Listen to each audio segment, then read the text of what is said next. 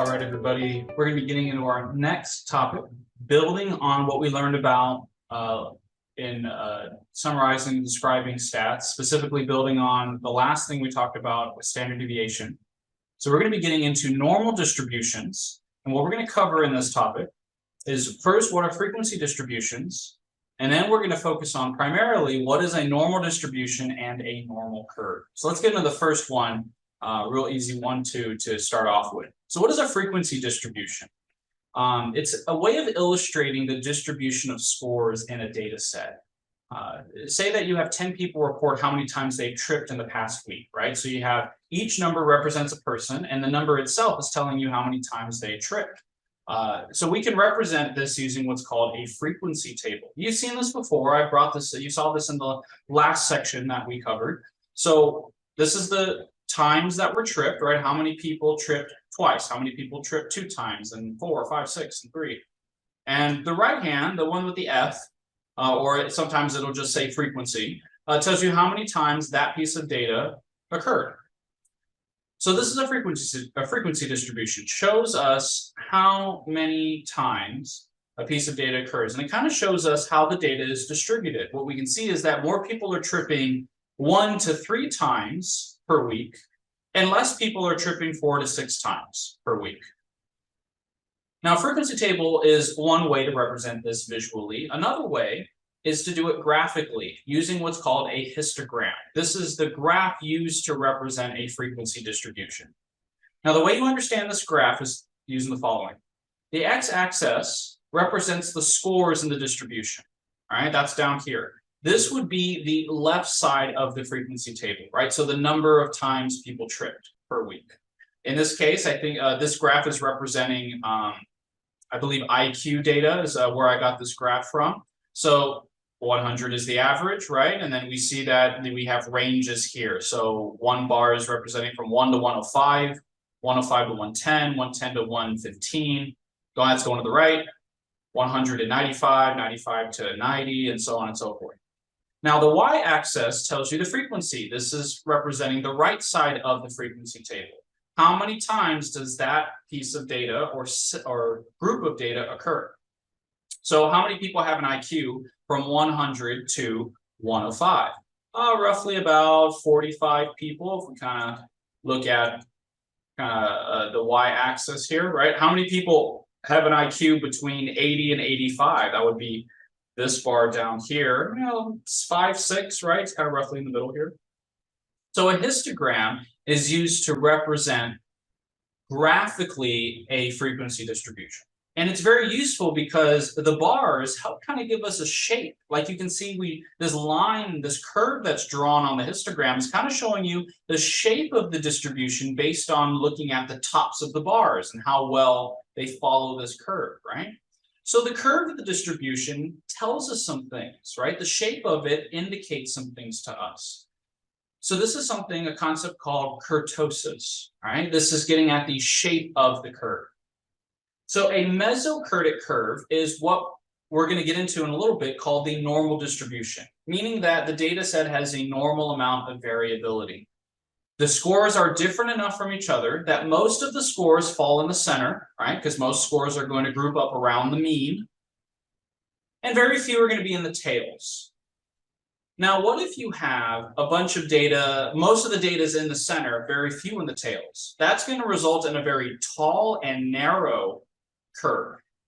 This is called a leptocurtic curve, and this indicates low variability. Now, if you have a low and wide curve, it's kind of flat, right? Where some data is in the center, but most it looks like it's just being spread out kind of evenly. That indicates high variability, an abnormally high variability. That's called platycurtic. One way to remember platycurtic is flat is flat, okay? So mesocurtic is really what we want to see. We want to see a normally distributed set of data, and we're going to get into why in a little bit. So in addition to the shape of the curve, we also want to look at how the curve leans. And let me describe what I mean by that, okay? A curve can be what's called skewed. So if you see here on these illustrations here, the curve looks like it's leaning in a certain way, A better way that I want you to look at it is like one part of the curve looks like it's getting pulled out to a certain direction. So you can see here a negative skew looks like the left half is getting pulled towards the negative side of the graph, right? Left goes negative, right goes positive. Positive skew is the right side of the curve is getting pulled out to the positive side of the curve. This is what it looks like in a histogram form as well. So this is what we call skewness, when the shape of the curve looks not symmetrical. It looks like one side is getting pulled out further compared to the other side. So usually skewness is caused by outliers, those extreme scores. You have one piece of data that is just so far from the rest of it, and it's pulling the shape of the curve out towards that extreme area where the outlier is. So positive skew is usually because of a high outlier, and a negative skew is usually because of a low outlier, right? So positive skew, well, you got a really high number pulling the curve out to the right here. And then you have a negative skew, a really low number pulling the curve out to the left side here, okay? So that is the basics of frequency distributions. What you need to know is a histogram and how to interpret it, the shape of a distribution of data regarding its kurtosis and its skewness. Those things can help you understand how your data is distributed just by looking at the shape of the curve. Now, let's focus on what normal distributions are, because it's very, very important for understanding statistics. So what is a normal distribution? Well, to put it another way, it's when a set of scores is distributed normally. So really the question is, what is normally? That's really what we want to ask here. What do we mean by normal in this case? It follows on, there are three criteria for normality. The first is that the mean and the median and the mode are all equal or very close to equal, right? They're all going to be very, very close. If the mean and median, for example, are very far apart, as we saw in the last section with summarizing data, then we know that there's an outlier. An outlier means the data is not normally distributed, right? And most of the time. Now, the second criteria is the curve of the distribution is symmetrical. The left side seems to mirror the right side. And then the third quality is something called asymptotic. And I'm going to show you this in the next slide here. So what we have here, this is an example of a normal distribution. The mean and median and mode are all about in the center, roughly. It's symmetrical. The left side of the curve, right, resembles the right side, and the tails are asymptotic, meaning that the lines will go on forever to the ends and will never touch the x-axis. This is a theoretical concept that I want you to know about. You're not really going to use it to interpret the curve. It's more of just a concept you need to have in your toolbox, right? The one that you should use when you are given questions like this on the assignment is look at the symmetricalness of the curve, look at the mean, median, the mode. If you're looking at a histogram, look at to see if most of the bars are in the center with few bars or if the heights of the bars are the tallest ones are in the center, the shortest ones are in the tails. That's another indication of a normal distribution. Okay? So let's get a few more details of this. In a normal distribution of data, most of the data is going to be in the center, few will be in the tails. That's just a fact of a normal distribution. So like if you're looking at data on people, like for height, most people will have an average height. Very few people will be very, very tall. Few people will be very, very short. Most people will be around the average height. So most people would be in the center of the curve. Height is an example, IQ scores as well. Most people will be around the average IQ. Few people will be highly intelligent. Few people will be lowly intelligent. Most people will be around the average.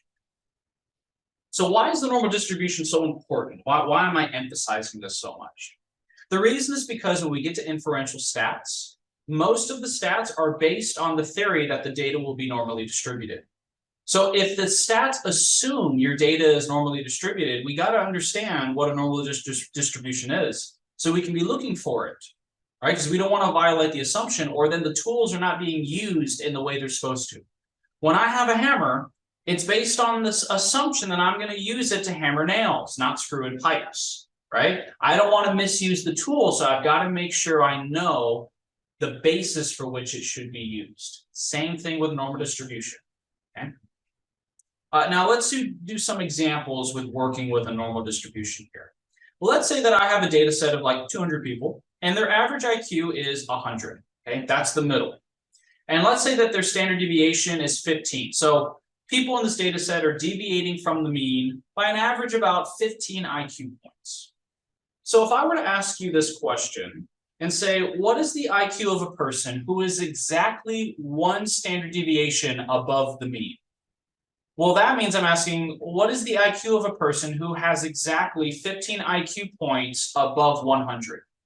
Well, you would take 100 plus 15, and you get an IQ of 115. So if somebody in this curve falls exactly on one standard deviation, they have an IQ of 115. What about two standard deviations? Just add another 15, add another standard deviation onto it. You get 130. What about three standard deviations? 145. What if somebody has an IQ one standard deviation below the mean, -1, right, going on the negative side? Well, you subtract. 100 minus 15 is 85. What about -2 standard deviations? 70. -3, 55. So that's why looking at the standard deviation as a unit of measurement is very important, because it helps us understand how our data can be distributed in this way, right? I know that not every piece of data is not going to fall exactly 1 or 2 standard deviations away from the mean, but think of the standard deviations as some markers saying like, well, how far is somebody from the mean if I'm looking at the curve? Are they greater than 1 standard deviation away? Are they below 2 standard deviations? Kind of where are they falling here? So when we set up our data in this way, when we look at our curve in this way, there is some information that is automatically given to us if we know how a normal distribution of data works. So statisticians, using calculus, which we're not going to learn in this course, we're able to calculate the percentages of data that fall between the mean and each section of the standard deviations. So in a normally distributed set of data, 34.13% of the data falls between the mean and 1 standard deviation from it, either going positive or going negative, right? 34.13% of data is between the mean and 1 standard deviation up or down. 13.59% of the data is between 1 and 2 standard deviations. And the percentages get smaller the further you go, because less and less people in a normal distribution are going to be in the tails. Most will be in the center. And what you can see here is that, yeah, most of the data is in the center. Between -1 and 1 standard deviation, 68% of people fall in the middle there. That is way above most, right? Most is 50, and that's 68%. So when you're looking at the curve, if you're looking at just one side of the curve, 50% of the data is going to be below the mean, and 50% is going to be above the mean. Remember the median. The median is the exact middle, where in a normal distribution where there's no outliers, 50% of the data is below the median, 50% is above. And the median in a normal distribution is right in the middle. So half of the curve will be 50% of all data, and half will be above it. Now, I found this meme a while ago that a comedian was using, and the joke may be a little bit mean, but he actually illustrates the point that I'm talking about here, which is why I want to show you here. He made this joke that think of how stupid the average person is and realize half of them are stupider than that. Though that quote is mean, he is correct. Average is the middle. So if an average person is dumb, then there's still 50% of people in the distribution of smart people that are dumber than the average person, right? Because 50% of the data is below the mean, 50% is above it, right? So let's keep that in mind. So what are some things that we can find out here immediately? Well, what if I have this question? How much of the data is between the mean and 1 standard deviation? Or like, how many people are between the mean and 1 standard deviation? Well, that would be 34.13%, because this graph tells us that right here. How many people, what percentage of people are between -1 standard deviation and 2 standard deviations? So that would be -1 to +2. So you would take 34.13 plus 34.13 plus 13.59, 81.85, right? How many people have how many people are less than 3 standard deviations? Well, here's the thing that we can do here. Here's a trick.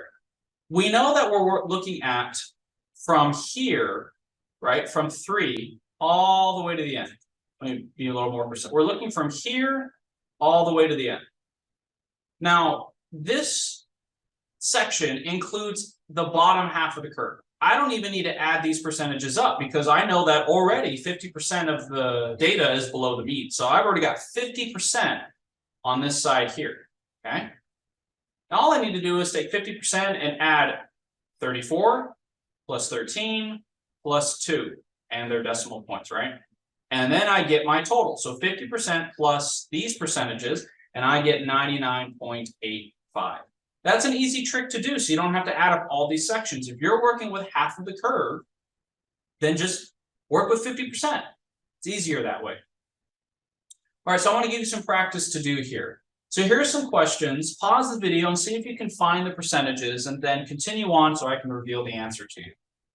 So how many people score less than a score of 115? Well, 115 is 1 standard deviation above the mean. So how many people score less than that? I need to know everything below it, right? So I'm going to take all of the left side of the curve, which is 50%, and add 34% to it, and I get 84.13. How many people score between 70 and 100, right? So 70 and 100 right here. That's these two sections, 13 and 34. Add those together, and you get 47.72. Now, if a score above 145 means genius, how many people are geniuses? So 145 is 3 standard deviations. So anything above that means genius. So I want to know what's the total amount of data above everything here. Okay. Now you can just give the percentage that's there, right? 13%, because that's the one that you're given on the graph here. So 13% are geniuses. Now, as we're getting to the end here, one thing I want you to know about these percentages is that they can also be interpreted as probabilities, right? Just not think of it as it can be interpreted as how much, but it can also be interpreted as how likely. Okay, so 100% converts to a probability of 1.00, right? So take this for instance. How many people fall between 100 and 115? Well, we know that's 0 and 1 standard deviation, so 34.13%. Well, I can take that and I move the decimal to the left 2 times, and it becomes 0.3413. So how many people fall between 100 and 115, 34.13%? How likely are people to fall between 100 and 115? That would be 0.3413, right? As a, taking the percentage and move it as a decimal. In fact, to find the probability, you would do the same exact process like you would find a percentage, just converted to a decimal at the end. So I want to give you some practice with that. Go ahead and pause the video, answer these questions, and then continue on, and I will reveal the answers. So how likely is it that someone will score higher than 85? Okay, 85 is this IQ, so we want to know everything above it. I'm including the whole right half of the curve, that's 50%, plus this section here, 34%. Add that together, we get 84.13%. And then we move the decimal over to the left twice, and then we get our probability. That's our how likely, 8.8413. How likely is it that someone will score between 115 and 145? Okay, that's taking these two sections here, and we get 15.73, converted to a decimal, and that's our probability. If a score below 70% indicates mental disability, which actually maps onto reality pretty close. That is IQ that is close to being that low is getting to the threshold of being mentally disabled, having some kind of mental disability or intellectual disability. What is the chance someone will have a mental disability, right? So what we need to do is then take these two sections here, okay? Actually, no, let's take these two sections, that's the faster way. 0.13% plus 2.14%, and we get 2.27%. You convert it to a decimal. 0.0227 is the likelihood of somebody having a mental disability. According to this data, which is fake, by the way, but it does kind of reflect some accuracy here. It is more on the rare side that somebody will have a mental disability according to this probability.